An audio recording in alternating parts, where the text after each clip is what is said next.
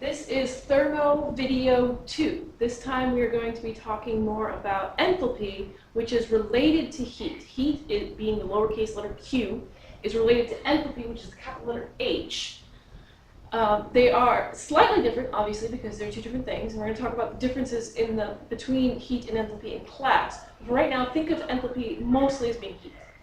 Right now we're going to be talking about bond enthalpy, meaning the heat energy associated with making and breaking bonds. When bonds are formed, energy is released, and energy is absorbed to break bonds. This is because the atoms want to be bonded. I mean, you can't really say want to because we don't have desires and feelings, but it is more energetically favorable for atoms to bond to each other. Remember, they're trying to fill up their octet. So when two atoms are alone, they have a high state of energy. When they make that bond, now their octets are full and they drop down to a lower energy state. In order to break those back up again, they are in a better energy state when they're together. So if you want to break that bond, you have to rip them apart, and that takes energy to go in. So think about it kind of like Red Rover, that game where you're holding hands with somebody else. If the opposing team wants to come through and break through your hands, they're going to have to put a lot of energy into that. If they don't put enough, then they don't win. So energy released when bonds form, the atoms come together. Oh, this is so much better. Energy is absorbed to break the bonds. If you want to get them apart, you're going to rip them apart. To figure out whether you're going to have a positive enthalpy or negative enthalpy, which is related to the endothermic and exothermic. If you have positive enthalpy, you're endothermic. If you have negative enthalpy, you're exothermic. To decide whether it's endothermic or exothermic, you need to look at the sum. This is the capital letter sigma, which means sum, just as it does in math class. Time of the enthalpies of the broken bonds times however many moles they have, we'll talk about what that means in a minute, minus the sum of the enthalpies of the bonds formed times however many moles they have. Let me give you a visual example before we start working some problems using this formula. So this is a graph showing the enthalpy of the situation. As we go up on the graph, that means we're at a higher energy state. So we're going to start here.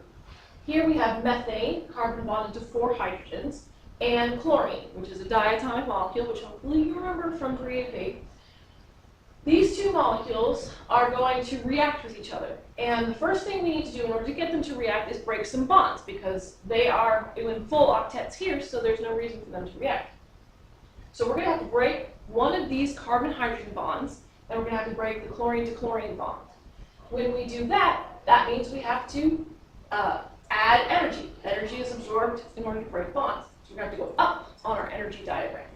So we go up, we have our broken off hydrogen here, and then the carbons are still bonded to the other 3 hydrogens, and then we've broken up our chlorines here. This is a high energy state, not energetically favorable. They will not stay like this. This is what you call an intermediate, which has a higher energy than the reactants.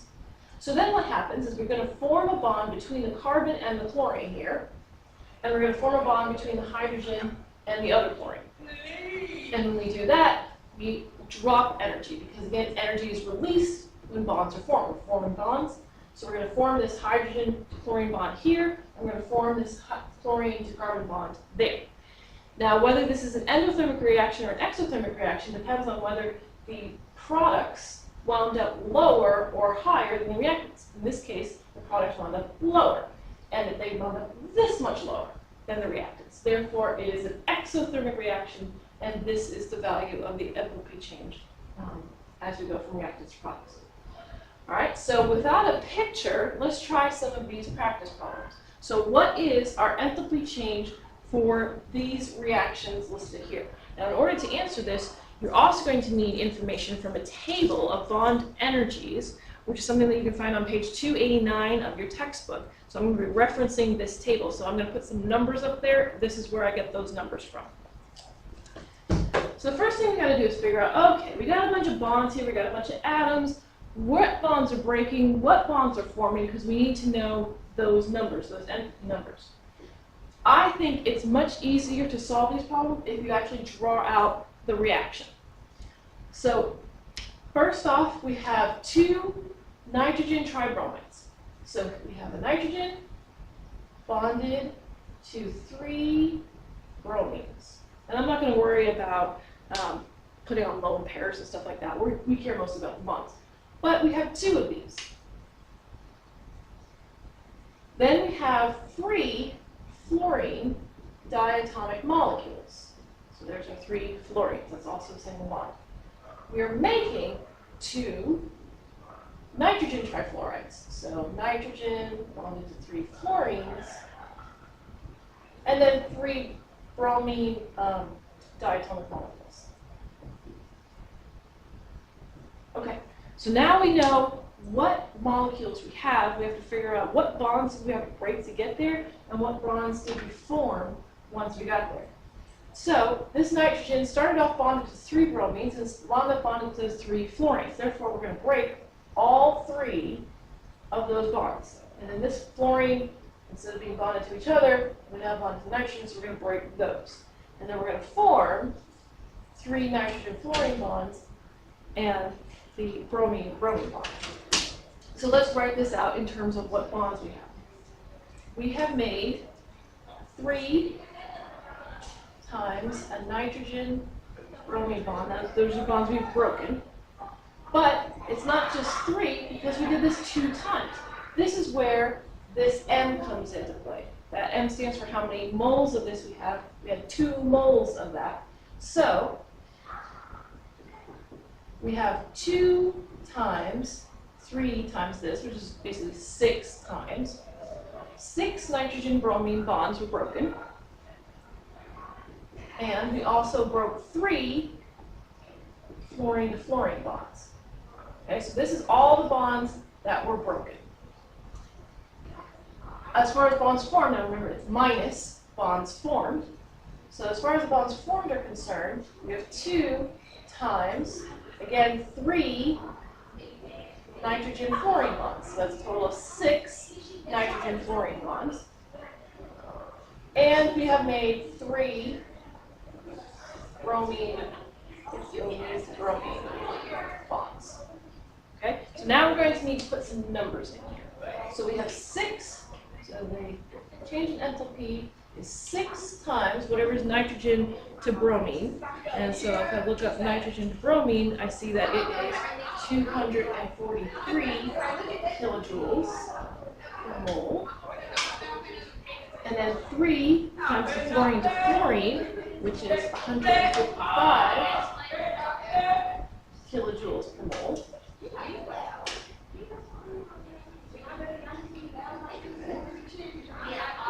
And then minus 6 times nitrogen to fluorine, which is 272 kilojoules per mole,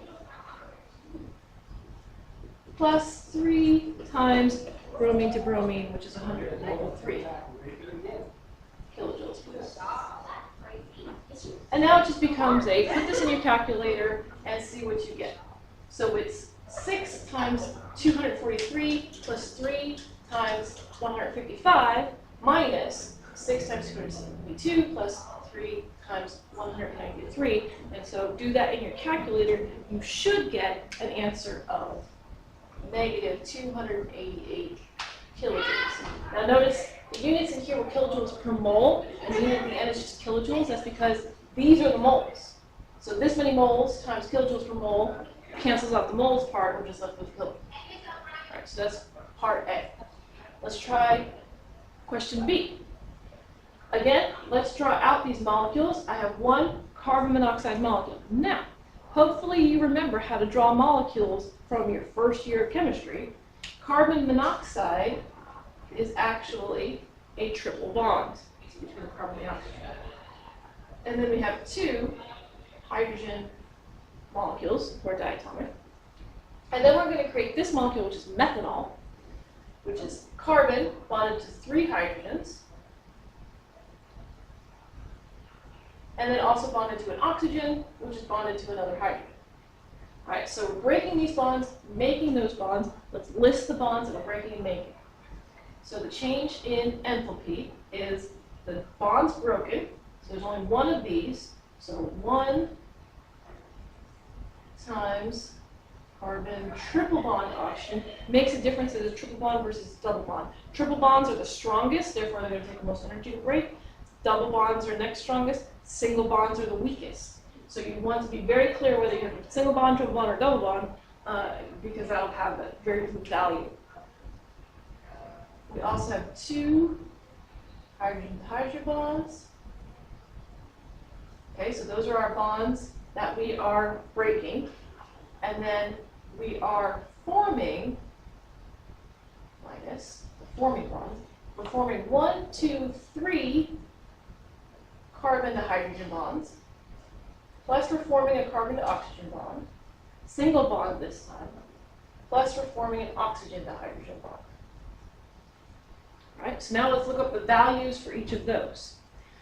Our triple bond carbon to oxygen has a value of 1,072 kilojoules per mole. I'm not going to write the units again this time. It's the same units as up here. Plus 2 times hydrogen to hydrogen, which is 436.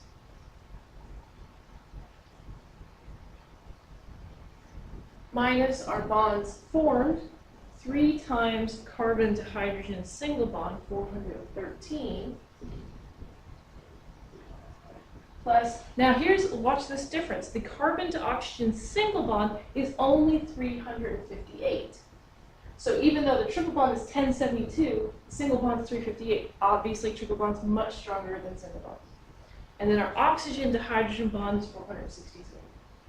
Again, put this all in your calculator, and you will find that the answer is negative 116 kilojoules. All right, so again, another exothermic reaction because we have a negative sign just like that. All right, last one. If you want, you can pause the video, try this one yourself, then start the video back up again and see if you get the same answers. That's a good idea to practice. All right, so I'm going to go ahead and do this. First, let me draw out my tablet eraser. So I have sulfur bonded to hydrogen. I have 3 fluorine molecules. I have sulfur bonded to 4 fluorines. And then I have 2 hydrogen to fluorine. Okay, so my change in enthalpy, bonds broken. I have 2 sulfur to hydrogen single bonds.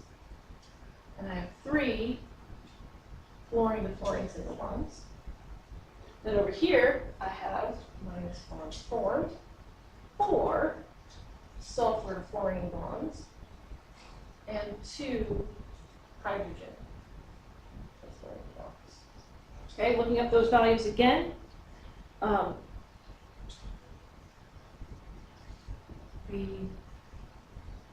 sulfur to hydrogen bond is 339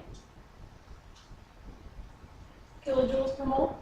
The fluorine to fluorine bond will be the same as the one up here, just 155 kilojoules per mole. 4 sulfur to fluorine bonds, it's going to be 327, slightly less than the sulfur to hydrogen. And then 2 hydrogen to fluorine is going to be 567 kilojoules per mole. Add that all up and subtract it all up, and you will get negative 1,299 kilojoules. So a very exothermic reaction. So just to recap, whether a reaction is endothermic or exothermic has to do with its bonds broken and its bonds formed. Energy is released when bonds are formed. Energy is required to break the bonds. And so the formula is the change in enthalpy of the reaction is equal to the sum of the enthalpies of the bonds broken times however many bonds they are, minus the sum of the enthalpies of the bonds formed minus however many bonds those are.